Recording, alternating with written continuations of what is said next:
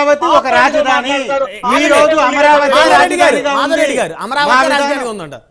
మీరు కాదా చెప్పండి. అమరావతిని రాజధానిగా మీరు పెట్టి డెవలప్ చేసిందని ఇది ఉట్టి మాటని ఒప్పుకోండి. మరి ఇప్పుడు అమరావతి అంటారు ఉంది కదా. ఇప్పుడు మరి 3 రాజధానులు అమరావతి రాజధాని మీకు తెలియదు. ప్రభుత్వానికి అమరావతి మరి అక్కడి నుంచే అసెంబ్లీ ఉంది, అక్కడి నుంచే అన్ని రకాలైనటువంటి ప్రభుత్వ కార్యక్రమాలు జరుగుతున్నాయి. చంద్రబాబు నాయుడు గారు చంద్రశేఖర్ గారు ఒప్పుకున్నట్టే కదా. అంటే టెంపరవరీ సచివాలయం 10,000 రూపాయలకు ఒక స్క్వేర్ ఫుట్ కట్టారు అంటేనే మీ యొక్క నీతి ఏంటో, దోపిడీ ఏంటో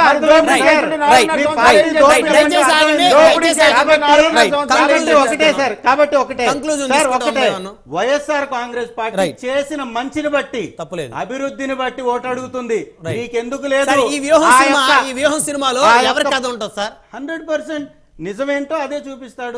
వివేకానంద రెడ్డి గారికి ఏం జరిగింది అనేది సినిమాలో ఉంటుందా? ఎట్లా జరిగింది, ఎవరు చంపారు అనేది హస్తం ఏముందో, ఏ విధంగా చేశారో. ఒక్క నిమిషం అండి, దయచేసి అందరూ ఆగాలి. వన్ బై వన్ వస్తాను. చంద్రశేఖర్ గారు వ్యూహం సినిమాలో ఇప్పుడు వ్యూహం రిలీజ్ కి సిద్ధంగా ఉన్నారు. వైసీపీ మంత్రులందరూ కూడా సభలో రామ్ గోపాల్ వర్మ గారి పక్కన హాజరు. బహుశా వారు ఊరు లేకపోతే ఇది రామ్ గోపాల్ వర్మ వ్యక్తిగతమైనటువంటి అభిప్రాయం, వారి వ్యక్తిగత స్క్రిప్ట్ అనుకోవచ్చు. ఇప్పుడు ఆయన పక్కన మంత్రులందరూ కూడా ఉన్నారు. ఖచ్చితంగా వైసీపీ బ్లెస్సింగ్స్ కూడా ఉన్నాయి. అయితే ఈ సినిమాలో వివేకానంద రెడ్డి గారికి అసలు ఏం జరిగింది, ఆయన మీద గొడ్డలు ఎవరేసారు అనేది ఉంటుందా ఉండదా? రామ్ గోపాల్ వర్మ అని అడగండి. ఆయన అడగాలంటారా? రెండవది ఏంటంటే మా అధినాయకుల మీద క్యారెక్టర్ ఉంది. దానిలో ప్రతిపక్షాలను కించపరిచేలాగా ఖచ్చితంగా ప్రతిపక్షాలు కించపరచడమే ఉంది. ఇవాళ వారి యొక్క స్థాయిని తగ్గించుకొని మా దగ్గర పనిచేసే వ్యక్తుల దగ్గరికి వెళ్ళి దేహి అని అడుక్కుంటున్నారంటే వాళ్ళ స్థాయి ఎక్కడ? ఎవరో ప్రశాంత్ కిషోర్ దగ్గరికి వెళ్ళాడు. ప్రశాంత్ కిషోర్ కావచ్చు, మేము వదిలేసేటటువంటి నాయకుల కోసం గోతికాడ నక్కల్లాగా ఎదురు చూస్తుంది వీళ్ళే కదా. 175 నియోజకవర్గాల్లో 175 నియోజకవర్గాల్లో మేము మా యొక్క నాయకులను ప్రకటించుకుంటున్నాం.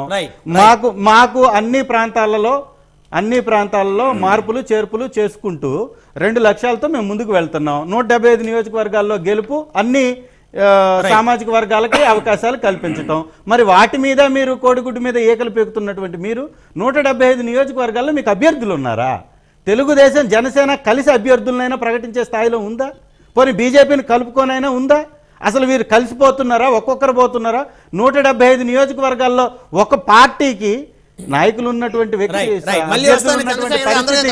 ఈ రాష్ట్రంలో ఉన్న పార్టీలకు ఉందా?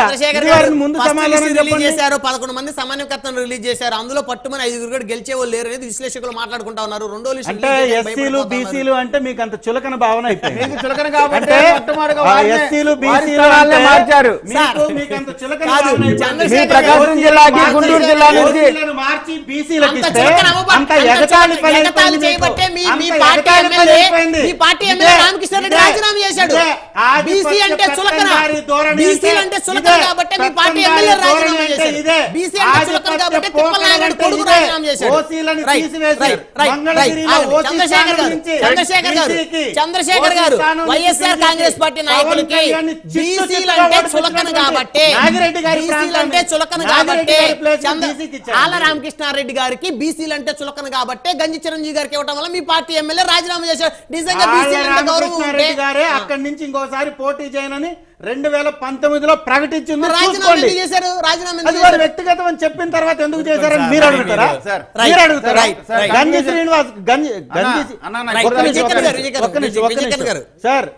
ఒక్క నిమిషం గంజి చిరంజీవి గారికి ఇచ్చినటువంటి పరిస్థితి అక్కడ బీసీలకు ఇవ్వాలనేది మా విధానం, అందుకే ఇచ్చాం. ఓడిపించిన నాగిరెడ్డి గారిని మార్చి ఒక బీసీ సామాజిక వర్గానికి ఇచ్చాం కదా. రేపల్లిలో ఒక బీసీకి ఇచ్చాం కదా. ఎందుకంటే ఓడిపోయేటప్పుడు బీసీలకి, గెలిచేటప్పుడు రెడ్లకి. ఇవాళ పెట్టినటువంటి అభ్యర్థుల మీద లోకేష్ గారిని, పవన్ కళ్యాణ్ గారిని గెలిచి చూపిమనండి. మా బీసీ అభ్యర్థుల మీద